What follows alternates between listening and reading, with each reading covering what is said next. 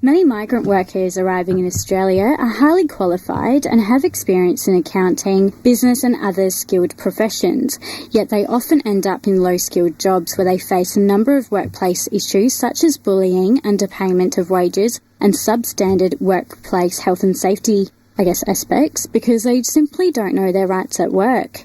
Tonight on Your Rights at Night, we're taking an in-depth look at the issues being faced by migrant workers, particularly in the transport and aged care sectors and also the cleaning sector. I'm joined in the studio with United Voice Union official Chris Field and aged care worker Paresh, and also South Australian Transport Workers Union official Danny Rillan. Now, good evening, gentlemen. Welcome to Your Rights at Night. Thank you very much for being here. Pleasure. Good to be here. Pleasure, Isha. So if I could just start with Paresh, who has been an aged care worker. You've clearly represented aged care workers in your industry, but could you just sort of start me out with what are some of the issues? Tell us your story working in the aged care sector.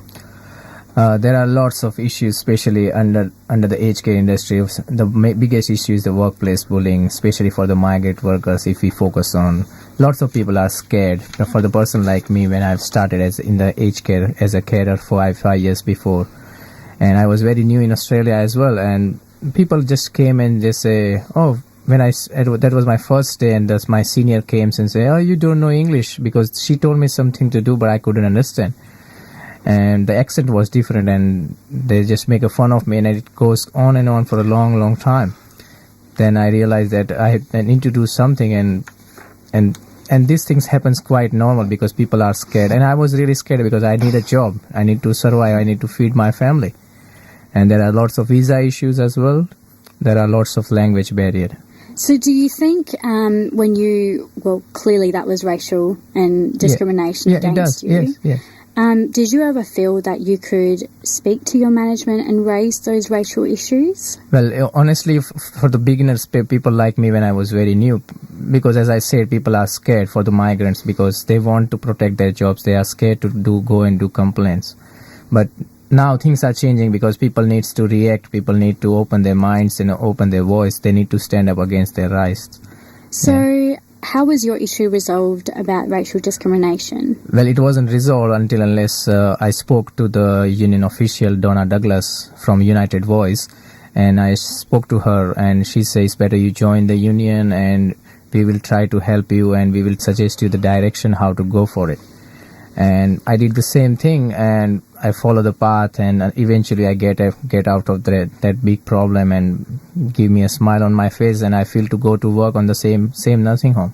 So I guess what I'm hearing is basically that because there was union backup, yes, it does. You felt a lot more supported in raising any sort of workplace bullying issues, I suppose. Yes, there are, and the things don't end on workplace bullying and aged care. There are lots of workplace issues under the workplace injuries. It is a tip of the iceberg with government that they find the data that these people are injured in this year, but it is just a tip of the iceberg because lots of people are scared, especially the people who have lots of myths about workers' compensation, and they report injuries has not been reported. So this is also biggest concern in aged care industry. Chris Field, who's our union official from United Voice. Chris, we've just heard Paresh talk about the aged care sector. What's your response to, migrant workers working in the cleaning sector, for example? Well, as some of your listeners would know, in the cleaning industry, we've had a campaign, Clean Start Fair Deal for Cleaners, running now since 2006. And I've noticed a really big difference in what's happening with migrant workers who are employed as cleaners.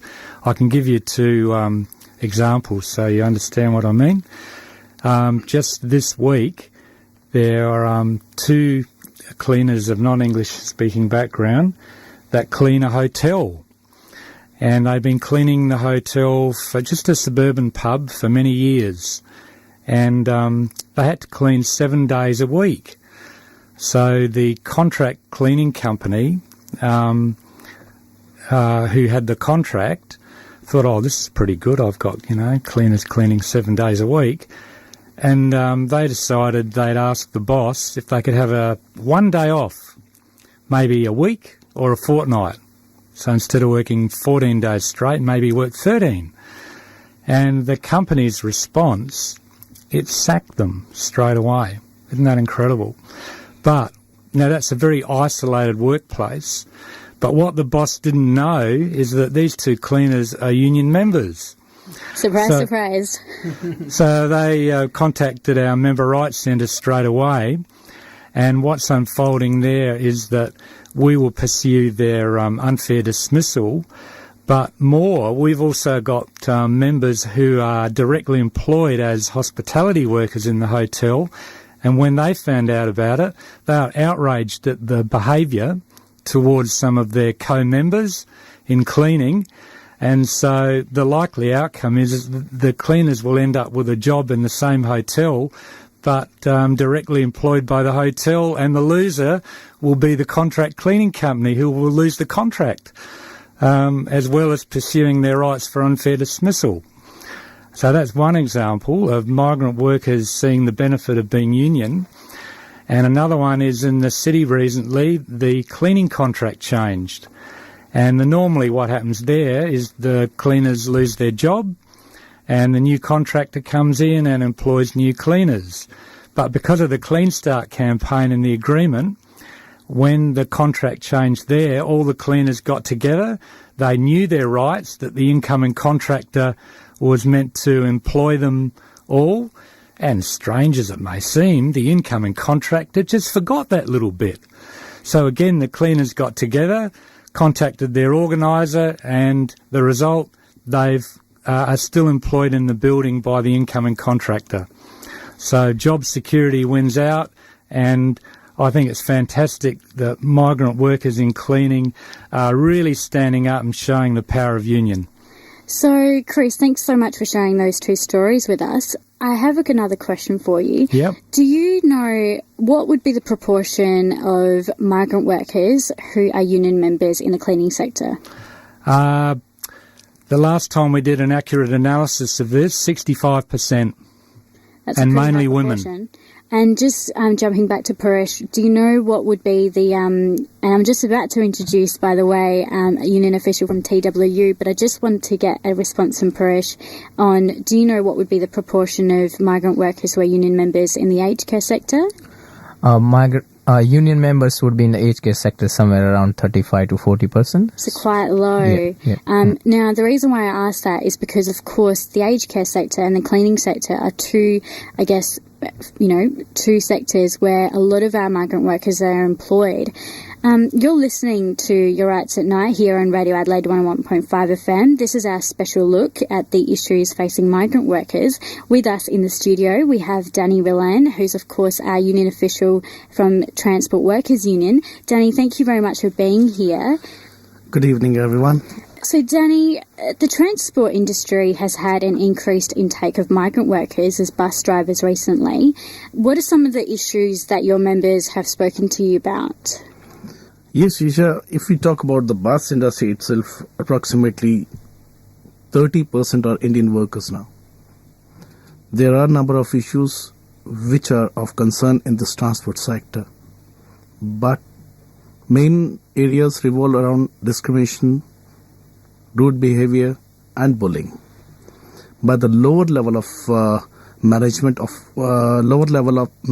to Indian drivers.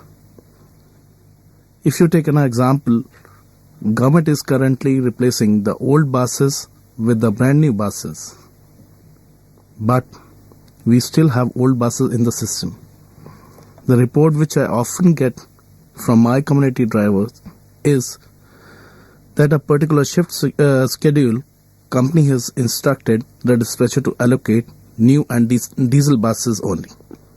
But my community drivers are given old and gas buses to drive, whereas Caucasian drivers are given new buses for the same shift schedule, which leads to feeling of discrimination and racism. Wow, that I've actually, I think I wrote about that case in a recent article that I wrote for an Indian Link magazine. That's quite discriminatory on the fact that Indian bus drivers are basically given old buses to drive that are not air conditioned, they're probably in a lot more poor form than their Caucasian work colleagues. How have the workers felt about this? Have they raised those concerns with the management? Yes, you can say, if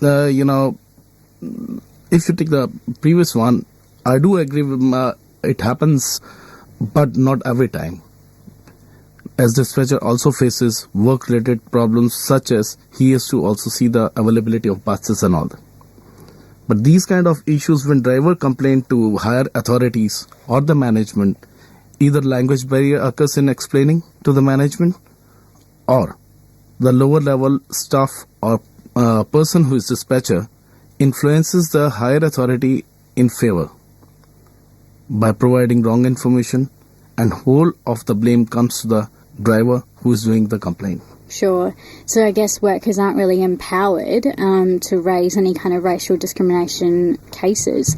Do you think your members that you represent, Danny, and I know that you've looked after your members, I think about 50 or 60 cases that you've actually dealt with personally to make sure that their rights are heard.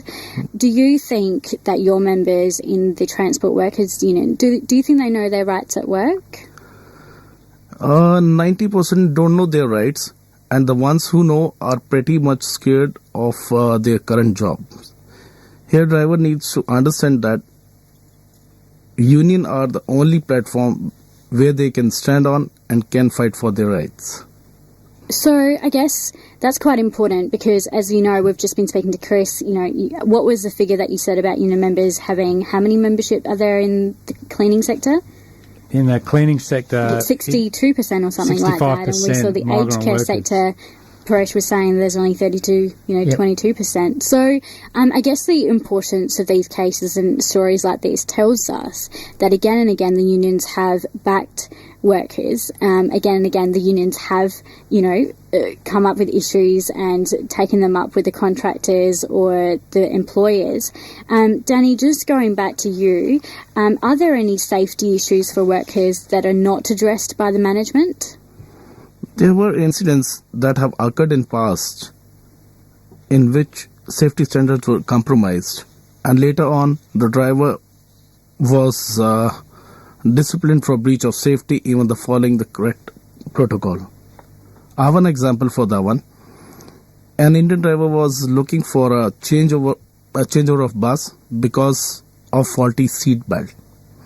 He contacted his depot twice in an hour's time, but was asked to carry on, and the driver continued driving the same bus but tying the knot on the seat belt to make him comfortable, but was finally given a written warning on health and safety standards for tampering the seat belt. Whereas on the same day a Caucasian driver asked for a changeover for the same problem and he was given changeover. This itself shows the discrimination. Interesting thing is that on one hand lower level instructed him to continue drive, while later on time of giving warning higher level told him that he should have stopped the bus there and then only. And I guess when we're talking about unions and unions having to protect workers, Danny, we've just been saying that Indian migrant workers do make a large proportion of the bus industry. Do you think your background in the fact that you're Indian yourself and you're also a union official, do you think that's helped your members to talk to you easily about those issues that they're confronted with? Of course, yes. I'm fluent in 5 main Indian regional languages, which helps me in communicating with the drivers.